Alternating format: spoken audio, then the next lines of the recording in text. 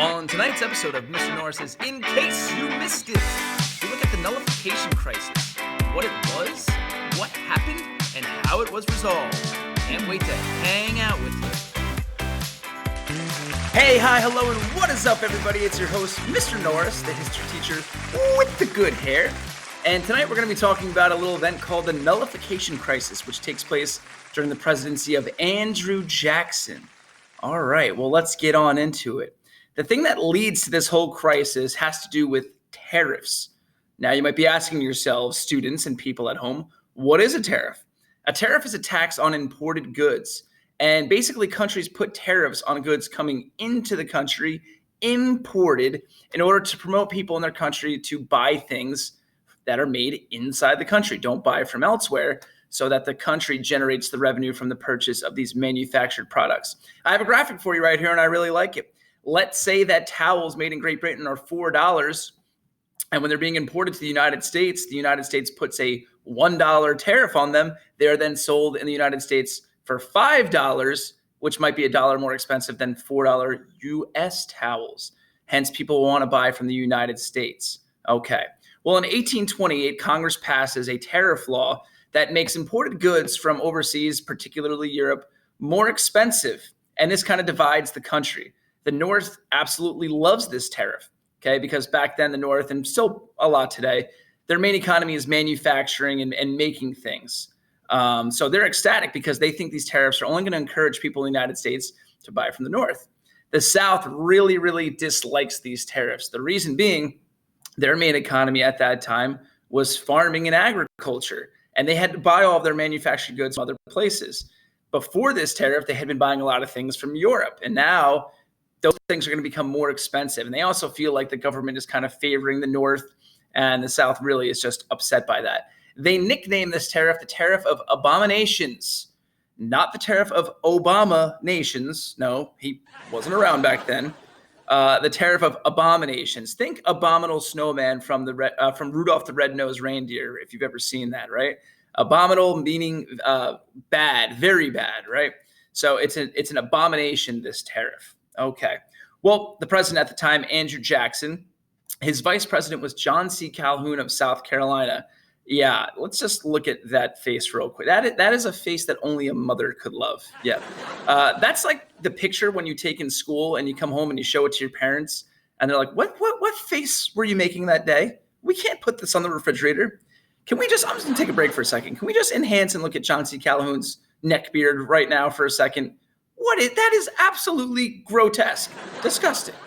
Take it off the screen. Okay, let's get back into it. So Jackson's president, John C. Calhoun is vice president. And when this tariff gets passed, John C. Calhoun says to Jackson, well, I actually think that states in the South have the right to nullify this tariff, meaning not follow it if they don't want to. And Jackson goes, I don't know what you're talking about. No way. If it's a federal law. And by the way, Jackson didn't love the tariff either, but he said if it's a federal law, they have to follow it. They need to pay their taxes. They need to pay the tariff. This issue kind of plagues Jackson during his first term as president. And the South is, protesting and petitioning and very upset about these tariffs. In 1830, there's a dinner held at the White House. And at the end of the dinner, Jackson goes to give a toast. And I'm not going to get these quotes exactly right. So somebody might come in and be like, these quotes are wrong.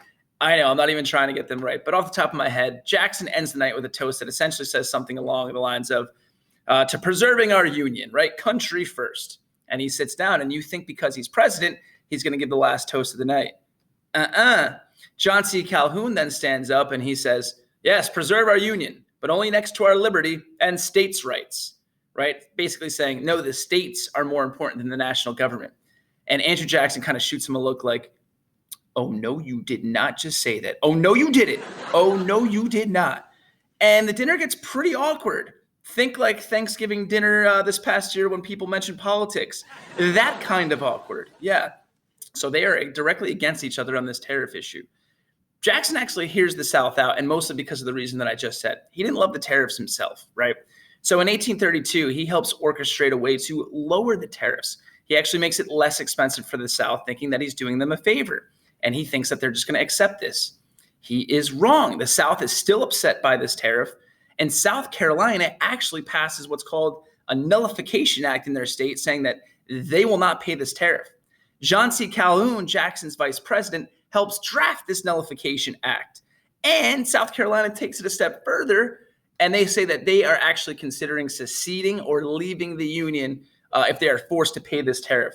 When Jackson hears this, he is absolutely furious, right? And again, going back to his background, if you know anything about him, if you cross him, you better look out. He thinks, I just did you guys a favor, and now you're basically turning on me and saying that you'll secede, right?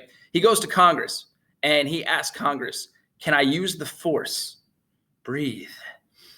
Just breathe. No, not that kind of force. Can I use the force bill in order to get South Carolina to pay these tariffs? Basically, he asked them, can I use the military to resolve this issue? And Congress says, yes, you can. Andrew Jackson warns South Carolina and warns John C. Calhoun, who, by the way, at this point was so worried that Jackson was going to harm him that he went into hiding. He warned South Carolina that if you do not stop this and you don't pay the tariffs, I will march the military down there, I will destroy your state, and I will hang all the traitors of South Carolina.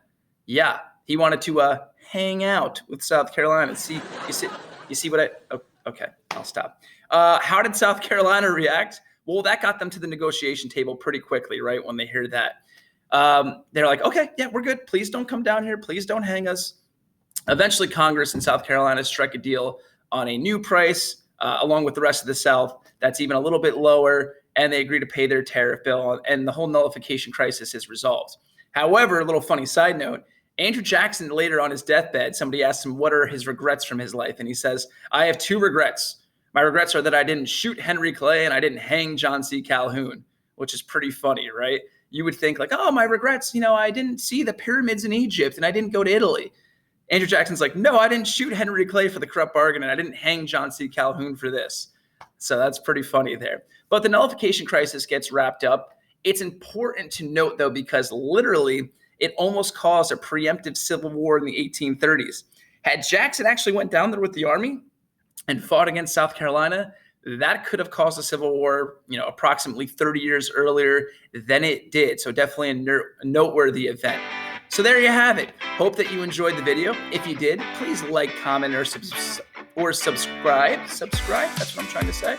Yeah, any of those would be appreciated. Remember that history is life. And in the words of George Washington back here, the surest basis for public happiness is knowledge. So go out there and get some. Have a good night, everybody.